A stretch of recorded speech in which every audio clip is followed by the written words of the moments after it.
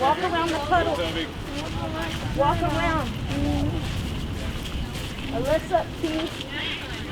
Hi, my name's Fatima Grayson. I work as a special ed assistant, BII, at Chatsworth High School. I started working in special ed when I was working with a student in an after-school program who had diabetes.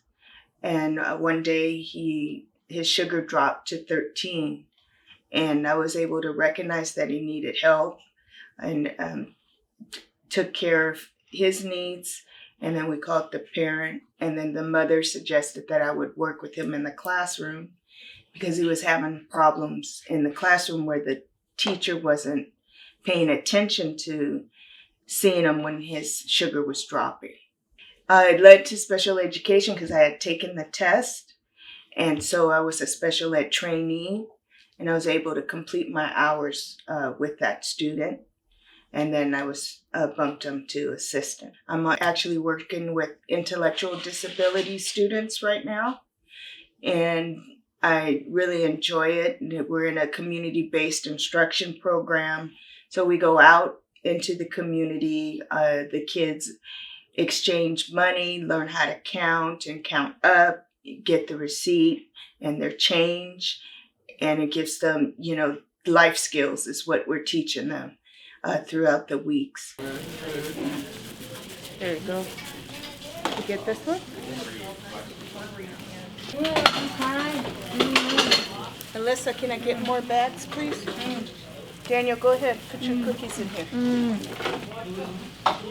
So in our program, we do coffee cart, and the students, we make our own cookies from scratch, and we make brownies, and they help measuring the ingredients, and then we package them up and we go to certain classrooms.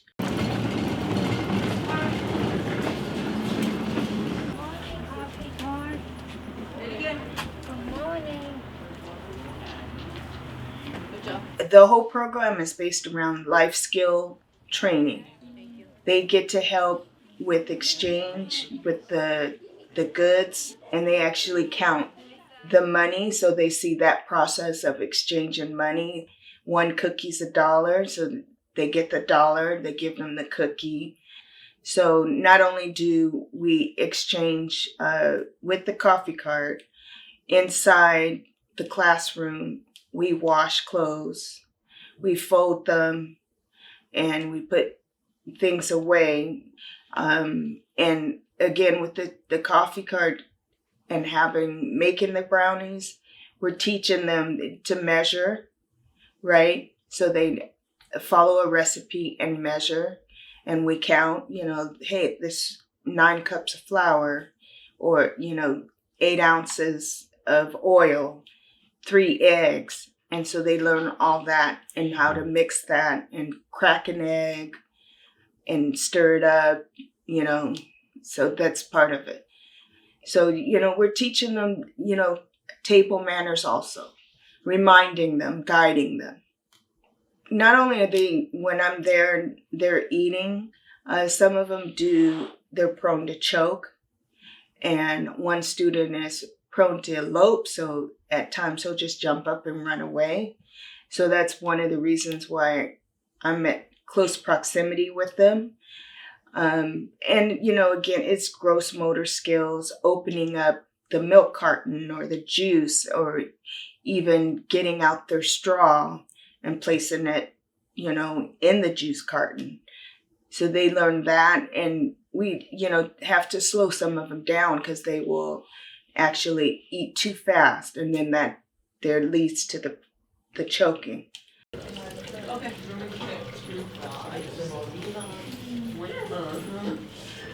I love my job because I see the students that meet their milestones. With children with special needs, they have goals that they need to meet. So not only do we work on those goals, but then they will surprise and surpass certain goals. And that's the most rewarding thing.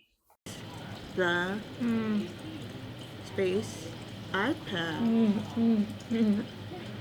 Nice. Very. Okay, you think of anything else? Yeah.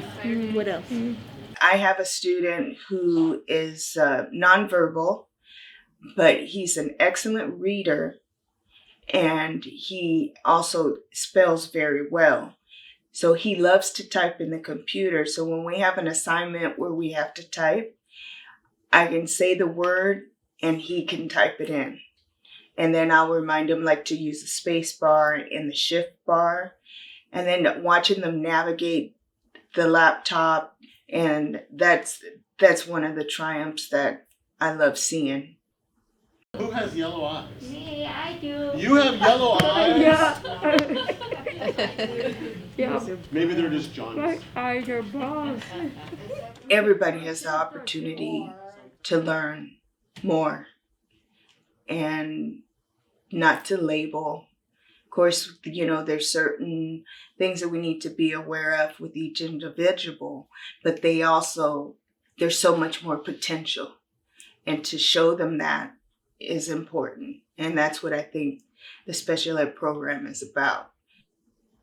We are in a place right now where we're shorthanded. So I feel divided with my time, especially having 2 students. And then there's times that I have to be in a position to help, like an MPA. So then I have to move away from what I'm supposed to be doing. When you don't have enough staff, there are some that need a little bit more attention. And to walk away from one to help out another, a lot of times that creates anxiety for the student. And then we have a lot of times where the NPAs don't show. And they're contracted to be there like we are, but they don't show up. I think it's a misconception to think that we're just sitting with the kids, but all our energy goes into making sure they get, the ABCs of the day, so to speak. So we are constantly putting our energy into meeting their needs. We do have some training, but I have to say for the seasoned classified worker, it's a lot of, learning on your own and then placing that back into your classroom where you work. So, we've gone to school. We're just not certificated. A lot of us do have degrees, and it's a misconception that we're babysitting. We do a lot of work with the kids.